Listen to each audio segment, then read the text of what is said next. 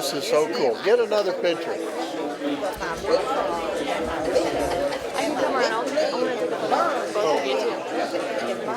Let me give her your phone. So y'all, Lily Dawn, you can have this Lily Dawn and rub in here. We would have taken it. Do you mind? That's awesome. But I'm going to tell you something. This our guy. And then I met this guy. Young guy. Awesome. All right, buddy. Hug her again. And let me shoot it from this angle too, when you get it. All right, let me grab it from this angle right here. So cool. There you go. All right, y'all ready? Here we go. 1, 2, 3, 12. All right. Got it? Perfect. So cool. That's very cool. And we're talking about upstairs at the place that you say it's TKI, right? Now, For Tennessee Karate Institute. So is that the place that Elvis and Red and was Patrick involved, or who was the other owner? Well, actually, it was Red and a guy by the name of Ben Edwards originally got it started, and Elvis was actually going to back it, along with, I believe, Patrick's dad was going to do it through his wife. But anyway, Patrick was a great martial artist up there during those days, and did a great job. So, but I had a lot of great memories up there. Actually, this photograph right here was taken this up one there here in that room. we took in. And You're this saying that Elvis bought the carpet in the room, and the mirrors that you see, that was his investment in it. Right. Yep, Elvis helped buy the carpet. I think they originally broke it up and sold it by inch squares or something. Yeah, so a lot of great memories come from that place. And the other school here off of Brooks Road was really where Elvis gave Connery his Cadillac. And we did it there the night that he got tested. Originally for his 7th degree. So. Is that the one where he's wearing the crazy hat? No. Where is that? That was in California. Oh, okay. So that wasn't here at all. No, that was over at Ed Parker's store. Actually, he kind of got the idea of the turban from one of the movies that he was doing. Yeah, Harem Scarum. Yep, Yeah. right. Okay. Amazing. So you have a book. I do. It's called Elvis's Karate Legacy. There's 4 sections of pictures in here, mostly dealing with Elvis's his faith, his spirit, and his discipline that he developed through the martial arts. I talk about one evening we were praying, which was actually in this photograph right here, and he was talking about how awesome the power of God is by putting that power to work in your life.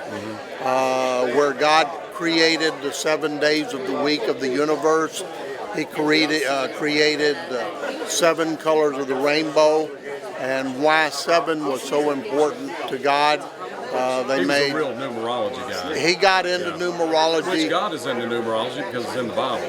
Yeah. God, 7 is God's number. Right. So, but anyway, it really meant a lot to him. He went through the colors, how the colors related to different things that he felt Jesus and God was so powerful and awesome about.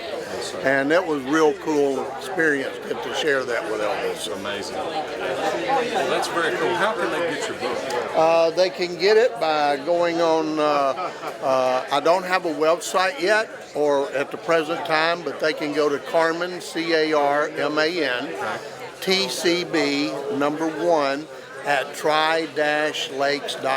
Okay. That's TRI with a dash, lakes, LAKES.net. Okay. So they can email you and hook up with you and get a copy that way? Yes, sir. Okay. And this is it right here, friends. If you look on the bottom right there, that is the email. So if you go right there, I'm going to make sure it's in the light so they can see it. You go right there and you can hook up with them and get your copy of the book. And will you sign it for them, Lee? Be happy to. There you go. So you heard it right here, friends. This man did karate with Elvis. Yep, and he hung out actually with hired Elvis. me in the beginning of '70 to teach Red West the nunchucks. I was a United States karate champion, and that's how it all got started. Wow. And then Elvis kind of fell in love with what Red was learning and wanted to meet me, and then I got invited to the movies. and hung out with him that night, and we became friends that night. Amazing story. So tell me a little bit about Red. I recently attended Red's funeral, and I made a video about the funeral and put it up for fans. So what kind of guy was Red? Red was just a down-to-earth fella, real strong. I mean, he was physically strong. Wanted to see that the techniques really worked. Don't just hit him lightly. He said, hit me hard. Let me see what the impact is. So he was that way. He was like no nonsense. If he's got to fight and get it on, he wanted to do that. So as an end result, Red was very powerful, great student. Just really was great for me to meet him in my life. Yes. Amazing. Well, I thank you so much, Wayne. Thank you. Yes, sir. Great to meet you today, my friend. God bless Appreciate you. you. God Thanks. bless you. Yes, sir. Now, my wife, Susan Hudson Carman, when I was hanging out with Elvis, she was hanging out with Jerry Lee Lewis and opened shows for him for maybe 4 or 5 years. Ended up working with Charlie Rich when he was the Entertainer of the Year. Wow. Loved Charlie. Now, was she backing him up? No, she opened his shows. Yeah, opened the shows. Was in the film Silver Fox in Concert here in Memphis. They did. Actually ended up being on Hee Haw and the Grand Ole Opry. Wow. So she's Awesome singer. Oh, I know Amazing. it. I know it. She's been around too. She tells everybody she's 23, just had a hard life. Yes, sir. But a phenomenal singer. Loved Elvis, and her mother told her that she had to wait till Elvis died before she could, or had to wait till she grew up to marry Elvis. So she grew up, Elvis died, so she settled for me. There you go. That's how we got together. Amazing. Talk about the motorcycles. He was interested in the motorcycles, my brother. And then all of them, he came back. They told him, they said, you come back this way, and then we'll come this way. So Elvis and them all on their motorcycles, and he had Linda Thompson on the back. And they is all coming down. And so Elvis, he came right up to me, and he says, hello, Susan. And I just went, I couldn't say a word. Only time in my life I could not talk, because I'm a good talker. But I couldn't say a word. And everybody's going, hey, he said your name. He knows you. And then I'm thinking, my brother, he drove up, and I said, oh, you're never going to guess what happened. And he said, yeah. He said Elvis came down and said hello. I said, yeah. Then I got to thinking, how did you know? He said, because I've been up there with him. They got some neat motorcycles. And then I could have killed my brother. Like, why didn't you come and get me? I could have had him all to myself.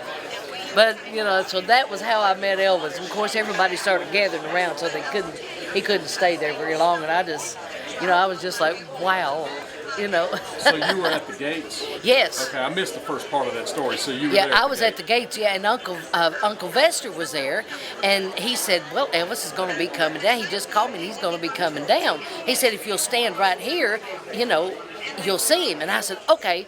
Well, then my brother had just got his driver's license. So we had band practice, and after the band practice, I asked the guys that was playing the band, I said, where do you want to go? And they said, oh, we'd like to go to Elvis's house. And so I told Mama, I said, Mama, everybody wants to go to Elvis's house. Will you take us? And so, she said, my brother said, oh, I'll take him, because he just got his driver's license. And Mom and Daddy had a big Lincoln, So we all piled in the Lincoln, and she told my brother, she said, now you take them, but don't you leave them down there. Well, he drove off and left us down there at the gate. Well, he came back in a few minutes. He said, okay, I'm ready to go. And I said, oh, but we're not going nowhere. Elvis is home. Uncle Vester done told us that Elvis is home, and he's coming right down. And we got to stand right here so we can see him. And so, my brother, he says, look, I'm going to run right over here, and then I'm going to be back, and you better be ready to go, or I'm going to leave you here. But I knew he wouldn't do that, because Mom and Daddy would kill him. And so then, anything that had pavement, my brother wanted to drive on it. Well, he found the church, so he drove up, the back driveway, and went around to the gates. He figured out where he was at. And so there was a bunch of guys standing out there, at the, around these motorcycles. And my brother, he said, can anybody tell me where I can find Elvis Presley? And of course, they all said, well, why do you want to know? And he says, well, 'cause my sister's down there at that gate, and Uncle Vester done told her that he was coming down, and I'm ready to go home, and she ain't leaving till he comes down. So they all started laughing. Elvis started laughing, and then, of course, they introduced themselves, and then he was more interested in the motorcycles than me down at the gate then. So anyway, they said, well, you go back the way you came, don't follow us, because then she'll know it. So then they all came down on the motorcycles, and he had Linda Thompson on the back of the motorcycle. And, of course, he told him my name and what I was wearing and everything. And so Elvis, they came down the driveway, and he came right up to me, and he said, hello, Susan. And I just, I think that's where you called me. But I was just like, wow. I couldn't say a word. I was so dumbfounded because I was going to marry Elvis. He didn't know it, and Mama said I had to wait till I got old enough, so I was waiting. But then, of course, he passed away, and then I found Wayne, and I said, okay, you'll do. What year was that? Do you recall? That was... It had to be 71, 2, 3, 4. Yeah, No, it was... no. 72 2, 3, yeah. 72, Yeah, it was- 3, 4, 5, How old was 6. your brother? 16 when you got his license? He was 16, So what year was and he was born in 55. Okay, so that would be 76 then. Right? No, or 71. So maybe it's like 72? Let me see. Do you remember what Elvis was wearing?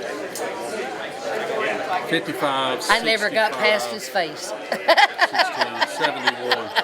You're right. Yeah, it was in the early 70s because I wasn't old enough to drive. So it may not have been Linda. It may have been pre-Linda. No, it was Linda Thompson. Now, Linda was 72. So it may have been 72. It was probably he may have been 72. He may have been 16, get ready to turn 17. Because him and Priscilla had already divorced. Okay, so that was in 72. That was August of 72 that they had divorced. So it might have been 73. I'm not going to tell you how old I am. Thank you so much. That's a great story. Oh. And he told me that you backed up or opened for Jerry Lee and I Silver did. Fox and all that. That's Yeah, really cool. I was showing her pictures. I'll show you a picture of show me and Jerry. That is really cool. Let me see here. Okay, this was a picture of me and Jerry. Let me see if I can get all them other ones to go. That was a picture of me and Jerry. This was in 73. Wow. So it was probably around that time, Close to I'm that. thinking. Okay. Or it could have been like 72. Because, like, here's me. I've sung with a lot of people. Here is, this was in 71. Wow, that is really cool. The killer. Yeah. And that was in 71. And then I was on Hee Haw. I'll show you. This was me on Hee Haw in 89. Wait a minute. Let me see if I can get it up here.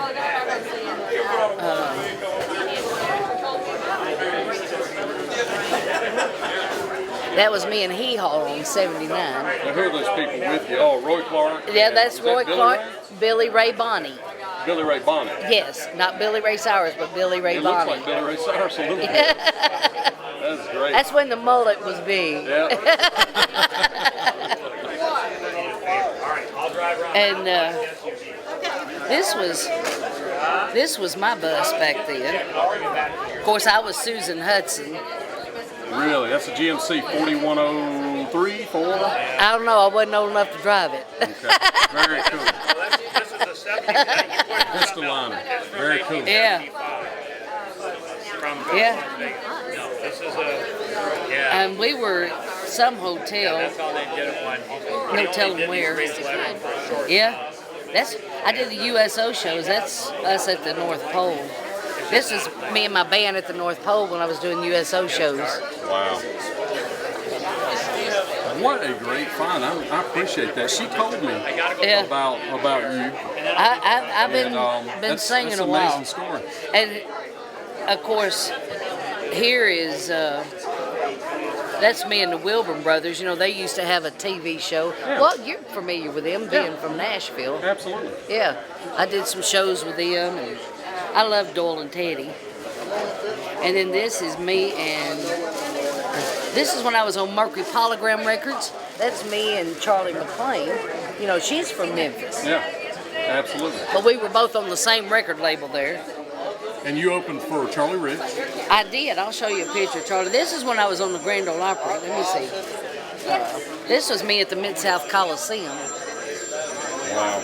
And that's Jerry's band. That's Kenneth Lovelace and Morty Morrison. You can't see the rest of them. Let me see. That was a big old place to play right there. Oh, it was. I played there several times. This was me on the Grand Ole Opry. Let me turn it there. Amazing. And let me see here. I was going to show you. He was asking me for somebody Yeah, else. Charlie Rich. Oh, okay. Let's see, did I pass him? I was in Charlie's movie, The Silver Fox in Concert. There's me and Charlie. What kind of guy was Charlie?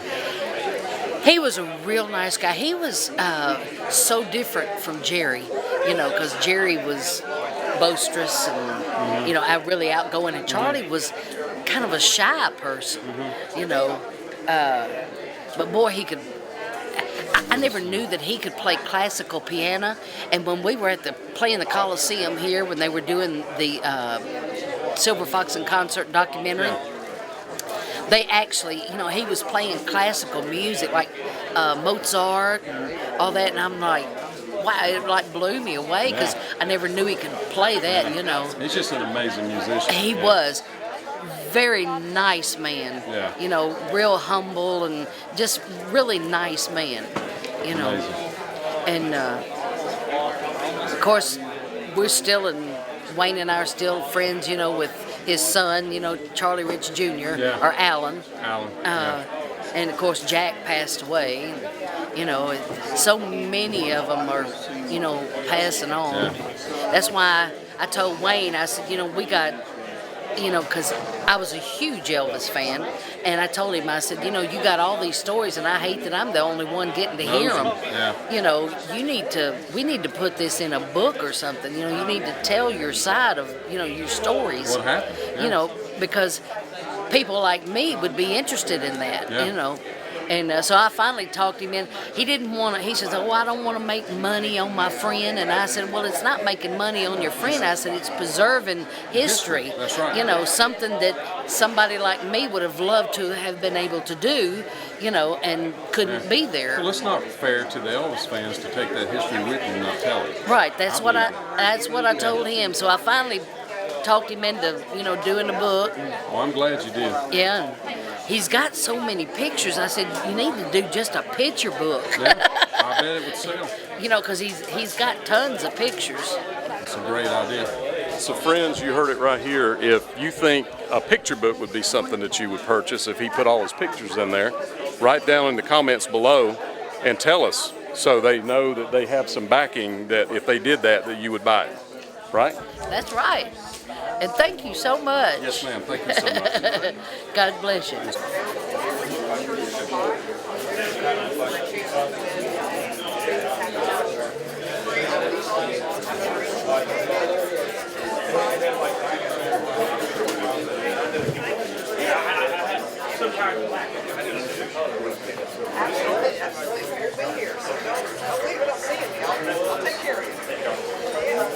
I'm sorry, how much?